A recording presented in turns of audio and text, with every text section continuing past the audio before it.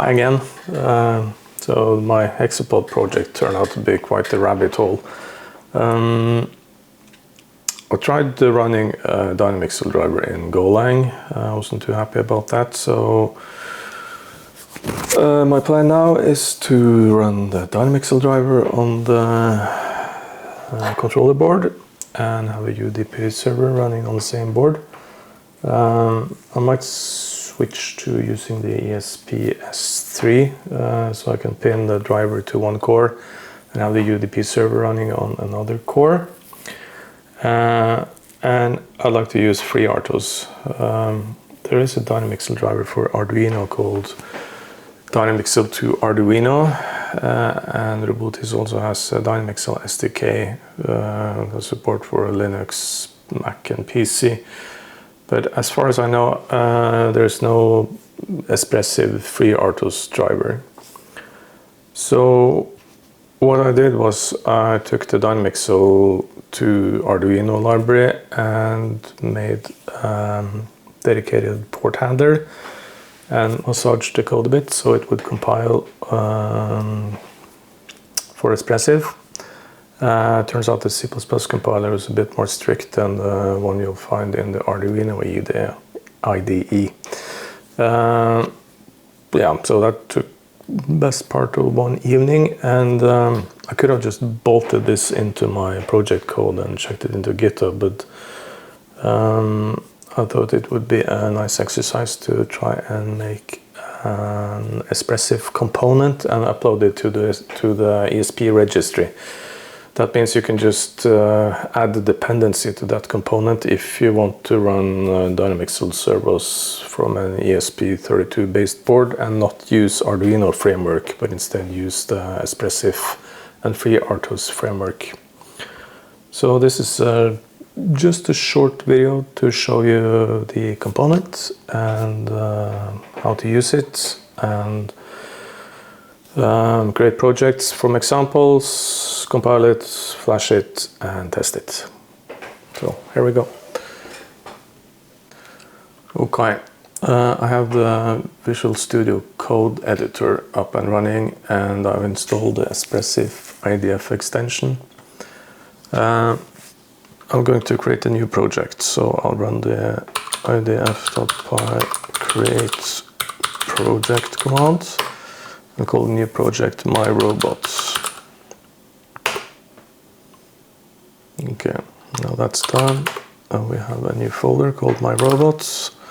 Let's change to that folder. We have a main folder and a cmakelists.txt.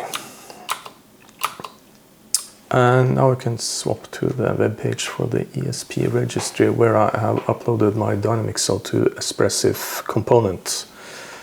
Yeah, the README file shows you how to use the component, how to add the dependency, either from the component registry or from GitHub, and how to create example projects. And it also goes through the how to configure TX arcs and direction pins. Yeah, and it's all under Apache 2.0, which is the same license as the Dynamixel to Arduino uses. Yeah, we can add the dependency to the project. So I'll just copy this, switch back to my editor.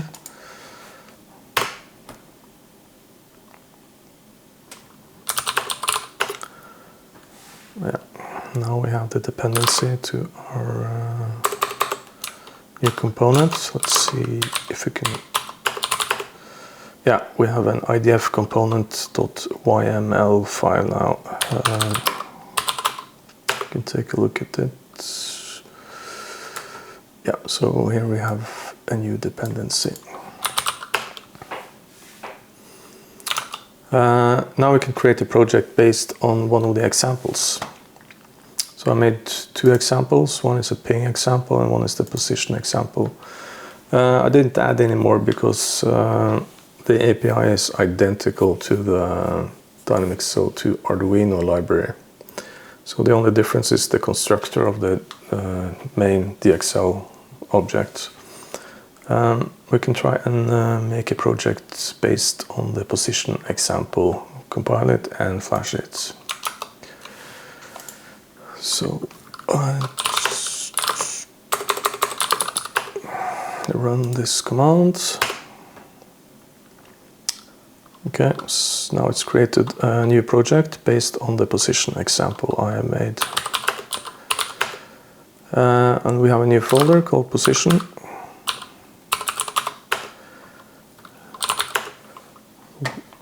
We can take a look at the files there.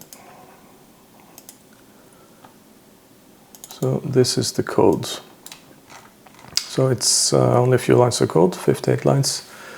Yeah, the only things we need to do is define the servo ID, protocol version, and UART. And this line is the only thing that's different from the Dynamixel to Arduino. The rest of the API is identical. If you want to change the TX RX pin or the pinout, we have to use menu config.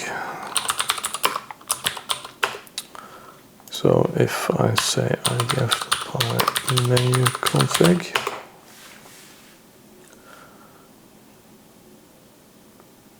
takes a few minutes.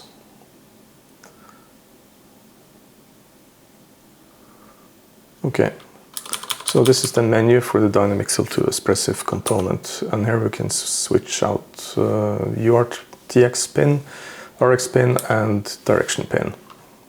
So these are mapped to my test board, so I don't need to change them now. Yeah. Look at the main function first. This has to be compiled as C++, so the app main is declared as extern C.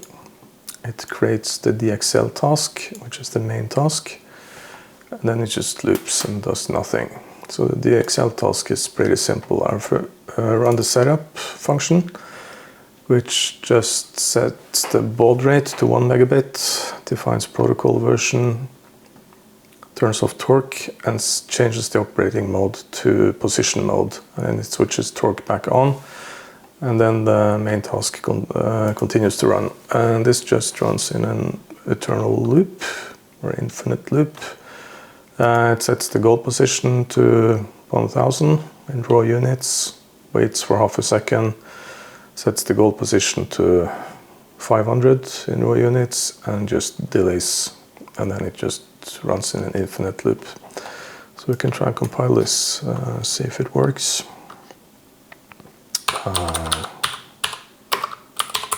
This might take a few minutes.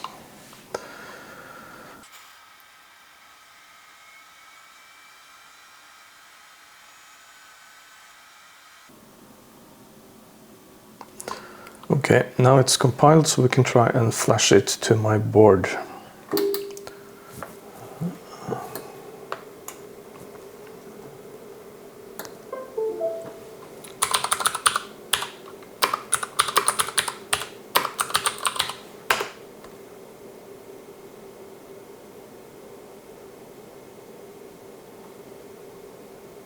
Okay, now it's flashed, so it's time to test it, see if it works.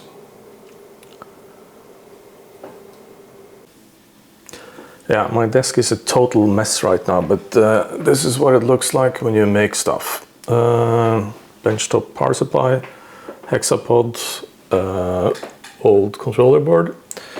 Let's power it up and see what happens. Okay, it's up and running. Servo number 3 is this one. And once I switch on the board, it should start flipping between two positions.